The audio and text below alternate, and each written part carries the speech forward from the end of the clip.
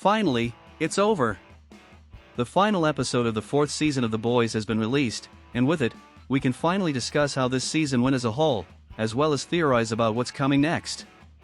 Will Homelander and his family dominate everything? Is this the end of The Boys? Will Butcher be able to defeat Homelander? Join me in the video to analyze everything that happened in this episode. Welcome to Comic Chronicles. The 4th season of The Boys had its ups and downs.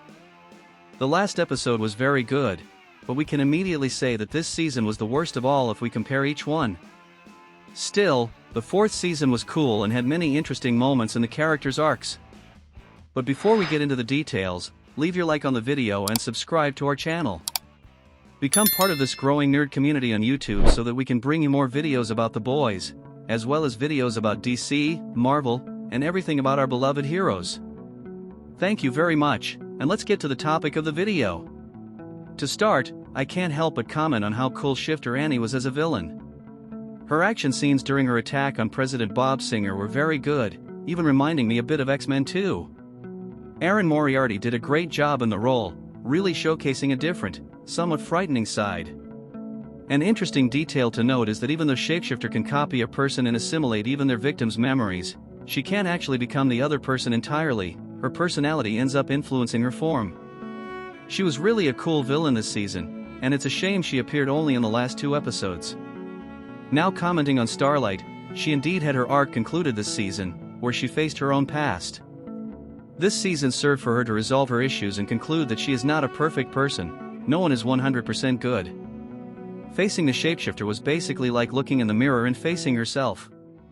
Homelander, on the other hand, discovers the picture that Butcher gave to Ryan and has a jealous fit, destroying his entire room. He can't stand the idea of not being loved by his son or that he might consider Butcher as a father. One thing that caught my attention is how strange it was that Homelander let Ryan leave at the moment he was freaking out.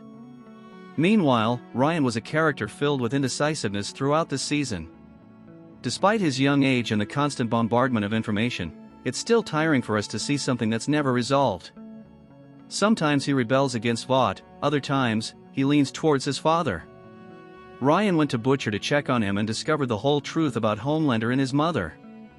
Even so, he still wanted to go back to Vought, even killing Grace Mallory, who had cared for him since he was a child. This back and forth given to him this season wasn't solely his issue, demonstrating that this season wasted a lot of time on situations that led nowhere. Butcher, meanwhile, was rescued after passing out in the bar, as we saw at the end of the last episode. One thing we can agree on is that he did try to resolve things differently, not leaving everything up to Kessler. His apologies to Huey and attempts to convince Ryan to stand against his father demonstrated his genuine effort. But, as we predicted in our last analysis, he accepted Kessler, and now the creature in his body killing him has taken control, making him very strong. So strong that he split Victoria Newman in half without difficulty. In my opinion, it wouldn't be an exaggeration to think he is much stronger than Starlight and Kimiko, as Huey told them not to attack him because it would be suicidal. I don't believe he could stop Homelander, as it won't be easy to get to him now, but there's no way back for him. Butcher will be the necessary evil, becoming the final villain. I like the take where the camera cuts from Homelander to him from the side, it's clear foreshadowing of what's to come. Speaking of Newman, she was the one who lost her life at the season's end. At the beginning of episode 8, Homelander reveals her as a soup to the world and forces her to follow his instructions, or her daughter would suffer. This drives her to desperation, leading her to team up with the boys. She finally sees Homelander's intentions and tries to contact Huey to do the right thing, but it was too late. Butcher ended her, leaving us feeling pity for her. She lived in Red River, was adopted, but was always manipulated, whether by Stan Edgar or even recently by Homelander. She died trying to protect her daughter, who also ended up at Red River. The episode also shows Deep's feelings after losing his octopus, the only creature that respected and liked him. Now, he is alone again since Sage rejected him. This season changed how Deep has been portrayed. Before, he was a soup who was despised and often involved in situations that made him a laughingstock. Now, he wants to instill fear in people. His belief that power comes from violence may indicate how his end will be, but he has gone from being disrespected by everyone to being Homelander's lackey. Meanwhile, Black Noir is becoming more similar to the original Black Noir. He takes pleasure in killing and has finally understood his role in the Seven. Ashley was pushed to her limits in the finale. She could have fled with A-Train but chose to stay. In the scene where she runs desperately, the camera shows an A-Train statue behind her. Ashley had to make a list of everyone at Vought who knew secrets for Homelander and was dismissed. Upon hearing through a door that she would also be eliminated, she ran desperately and injected herself with Compound V. I am curious about what it will do to her. It's worth noting that her hair loss was due to the immense stress at Vought regarding the soups, not as a reaction to Compound V. Firecracker is getting sick because of the hormone she uses to produce milk, which is making her weaker. Her devotion to Homelander is so strong that she endures all this just to please him.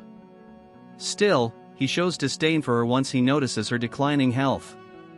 Towards the end of the episode, Sage appears, surprising Homelander, with a balloon in hand, celebrating the success of her plan.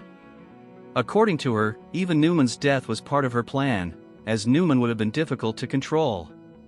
Her plan also involved using Newman's death to incriminate Bob Singer and the boys. She asks Homelander to trust her more next time, as this was just the beginning of her plans. The series made it clear at the end that everything was Sage's plan. However, in my opinion, some aspects need more explanation, such as how Sage knew Butcher would be capable of killing Newman. The series could have detailed her plans more. Now, about Huey, he went through a lot this season. He lost his father, was humiliated at Tech Knight's mansion, and ended up getting involved with the shapeshifter. When Butcher apologized to Huey and invited him to a steakhouse he wanted to take Lenny, it signaled what's to come. Huey faces yet another loss, and comic readers know what I mean. Additionally, Prime Video left an Easter egg with the name Octoladle on the cargo ship at the end of the episode, the hometown of Huey in the comics. Before discussing the episode's ending and what we can expect next season, I'd like to mention that Frenchie and Kimiko finally admitted their feelings for each other and got together. It took a while for this to happen, and the Colin plot took too much time to conclude, leading to a situation similar to Ryan's arc, with the storyline dragging on without much progress. In the end, Frenchie extracts the virus from Kimiko's amputated leg and delivers it to Butcher, who has killed Newman. Meanwhile, Homelander triumphed. Senator Calhoun took office as president and declared his support for Homelander and the Supes. Homelander declares a hunt against the Starlighters, ushering in a new era for the Supes. To the soundtrack of Nirvana's heart-shaped box, we see the boys adopting new identities, saying their goodbyes, and fleeing to different places. Huey and Starlight go together, Mother's Milk goes alone, and Frenchie goes with Kimiko. However, they are all caught by Homelander's Supes and soldiers. In this intense ending, we also have a major plot twist with Kimiko screaming while seeing Frenchie being captured, indicating her ability to speak has returned. Only Starlight manages to escape, skillfully flying away at high speed. That was cool to see. We will probably see a more skilled Starlight next season. Now, there is no more opposition to Homelander. The boys are gone except for Butcher, who is now the only one capable of fighting against the Supes. Everything gears towards the final battle between Homelander and Butcher. Butcher driving on the road at the end was very reminiscent of Supernatural. Speaking of Supernatural, we can't forget to mention the post-credits scene involving Soldier Boy. The president finds him in a secret CIA base and contacts Homelander. Could he be planning to release Soldier Boy? If you want to buy comics or any other product related to the boys, DC, or Marvel, use our affiliate link in the description of this video. This way, you contribute to our channel without any extra cost to you. This season finale was very good, but the season as a whole was weak compared to previous ones. The incessant back and forth of Homelander freaking out or not, Ryan siding with his father or not, and the drawn-out plots involving Kimiko and Frenchie felt like fillers for most of the season. Although they executed everything very well, this season isn't the best. I'd rate it a 7, and for episode 8, I'd give an 8.5. Thank you for watching the video.